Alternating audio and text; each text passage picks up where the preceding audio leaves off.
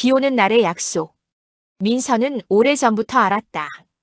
시어머니는 비가 오는 날이면 변한다는 것을. 늘 단정하고 차분하던 사람이 비만 내리면 표정이 흔들렸고 손가락이 떨렸고 식사도 제대로 하지 못했다. 그리고 결국 말없이 집을 나갔다. 어머니, 우산 챙기세요. 어머니, 민서의 목소리는 비에 묻혀 사라졌다. 시어머니는 늘 그랬듯 누구의 말도 듣지 않은 채 빗속으로 걸음을 옮겼다. 처음엔 그냥 습관쯤으로 여겼다.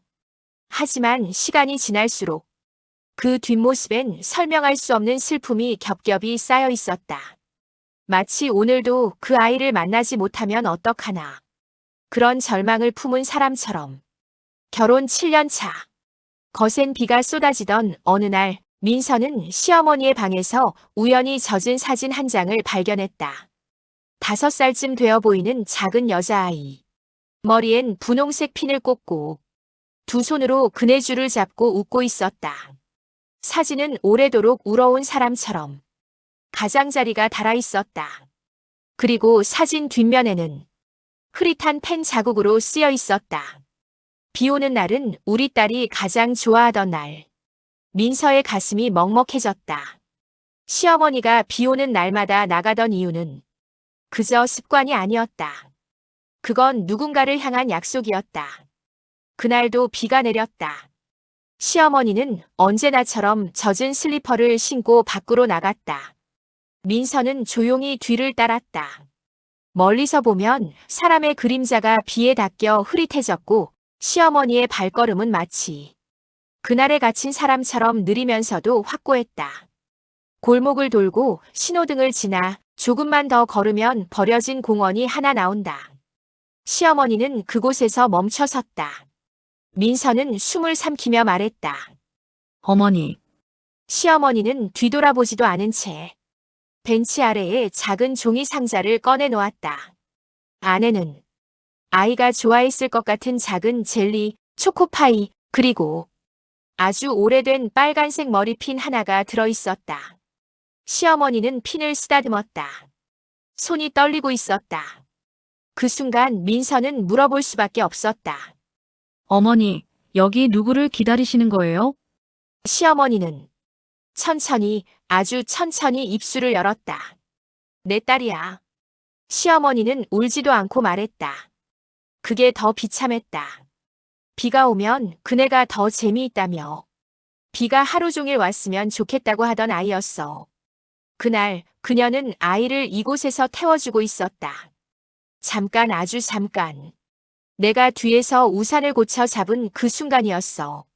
그 짧은 순간에 그네는 미끄러지고 줄이 아이의 작은 손가락에서 빠져나갔다. 그리고 머리핀을 찬 작은 아이는 비가 고인 바닥에 쓰러졌다. 시어머니는 아이를 안고 병원으로 뛰었지만 아이의 손은 점점 차갑게 식어갔다. 그 작은 손이 엄마라고 부르지도 못하고 내 손에서 그렇게 사라졌어. 그 말을 끝맺지 못하고 시어머니의 무너지는 어깨가 비보다 더 거세게 떨렸다. 민서는 그 자리에서 주저앉았다. 쏟아지는 비 속에서 세상이 멈춘 듯 했다.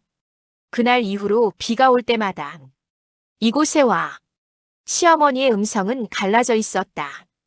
혹시 정말 혹시 내 아이가 돌아와서 엄마를 찾을까봐 30년 동안 그렇게 기다렸다고 했다. 아무도 이 이야기를 몰라. 남편도 아들도 누구도 나의 죄를 짐으로 느끼게 하고 싶지 않았거든. 그 말에 민서의 눈물은 멈추지 않았다. 시어머니가 왜 항상 혼자 비를 맞았는지, 왜 우산 없이 걸어갔는지, 왜 젖은 신발을 숨기듯 말렸는지, 모든 이유가 한순간에 무너져 내렸다. 어머니, 이제 혼자 오지 마세요.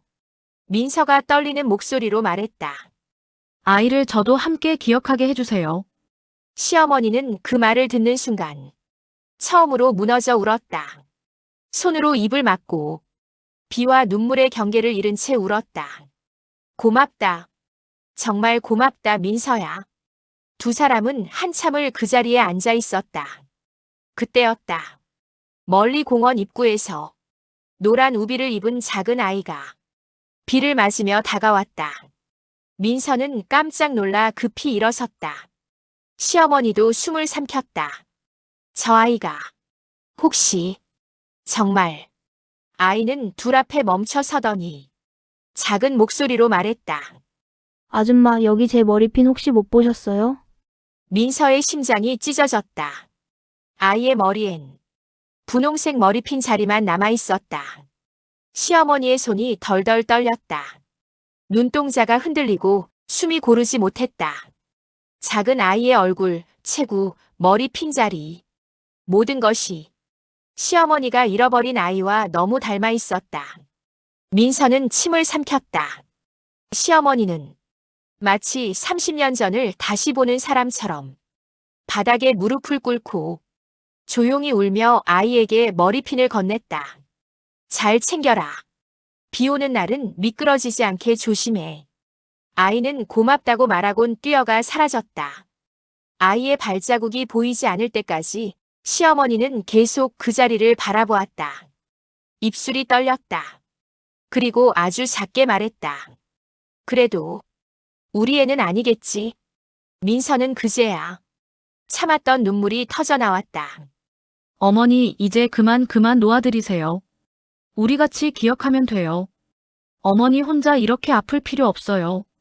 시어머니는 민서의 품에 얼굴을 묻고 마치 평생 참아온 울음을 한 번에 쏟아내듯 울었다.